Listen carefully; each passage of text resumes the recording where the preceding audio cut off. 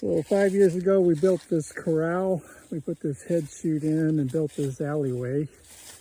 And so the last couple of days I spent installing a gate so that we've got access to this alleyway once we run the cows in. So this is the gate that we put in. And the idea is once the cows get in, we can lock this gate and keep them in place while we work on them. All in all, I'm fairly pleased with it. We'll see how it turns out.